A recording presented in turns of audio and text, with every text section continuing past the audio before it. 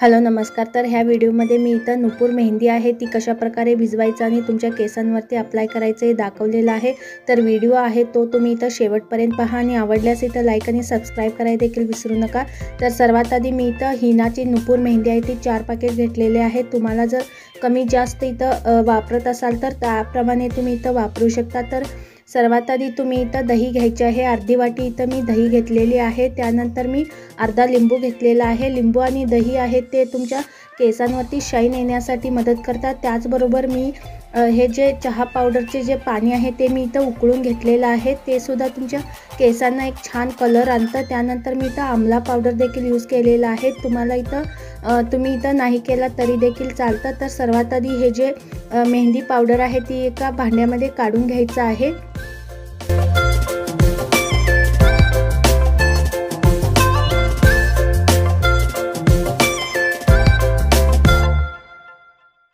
आता मेहंदी पावडर आहे ती एका बाउलमध्ये मी इथं काढून घेतलेली आहे। त्यामध्ये आपण जे पाणी आहे चहा पावडरचं पाणी उकळून घेतलेलं आहे ते देखील यूज करायचं आहे। त्यामुळे तुमचे केस आहे ते ड्राय बनत नाहीत आणि केसांना एक छान असा कलर येतो, ब्राऊन कलर येतो आणि एकदम नॅचरल कलर वाढतो। त्यामुळे तुम्ही चहा पावडरचे जे पाणी आहे ते नक्कीच त्याचा वापर करून पहा।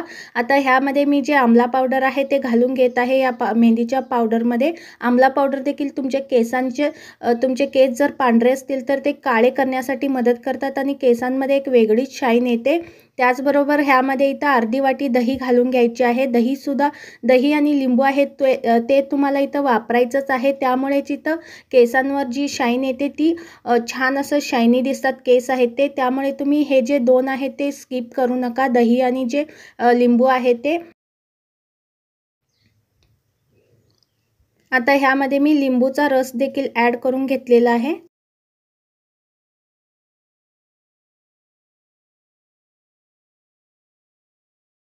त्यानंतर तुम्ही हे जे अंडी फेटण्यासाठी इथं तुम्ही जो चमचा वापरता त्याचा वापर करायचा आहे। कारण की चमच्याने आपण फेटल्यामुळे त्यामुळे गाठी होतात मेहंदीमध्ये आणि व्यवस्थित असं मिक्स होत नाही मेहंदी। त्यामुळे तुम्ही अशा प्रकारे जर चमचा असेल तर त्या चमच्याने तुम्ही इथं मेहंदी आहे ती कालवून घ्या। म्हणजे छान असं गुठळ्या वगैरे तयार होत नाही, मेहंदी आहे ती एकजीव होते आणि छान असं मेहंदी आहे ते मिक्स होते।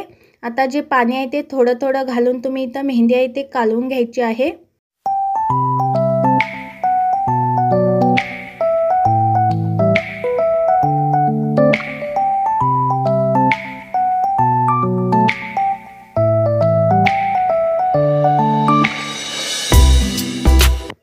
आता मेहंदी आहे ती छान असं मिक्स झालेली आहे, एकदम स्मूथ असं पेस्ट तयार झालेली आहे। ही मेहंदी आहे तुम्ही इथं रात्रभर भिजत ठेवायची आहे आणि दुसऱ्या दिवशी तुमच्या केसांवरती अप्लाय करायचं आहे।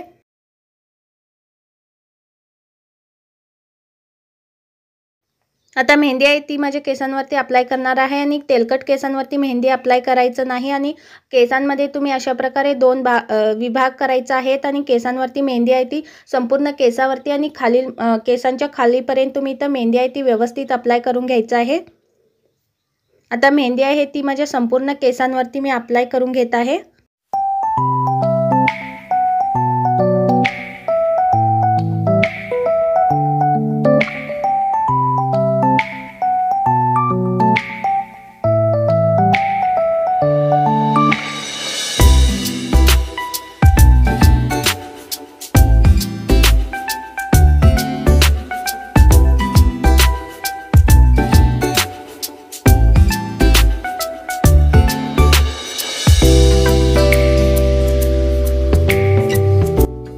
आता मेहंदी आहे ती संपूर्ण केसांवरती मी अप्लाय केलेली आहे आणि तुम्ही केसांवरती 2 किंवा 3 तास मेहंदी तसंच ठेवून द्यायचं आहे। त्यानंतर तुमचे केस आहे ते धुवायचं आहे।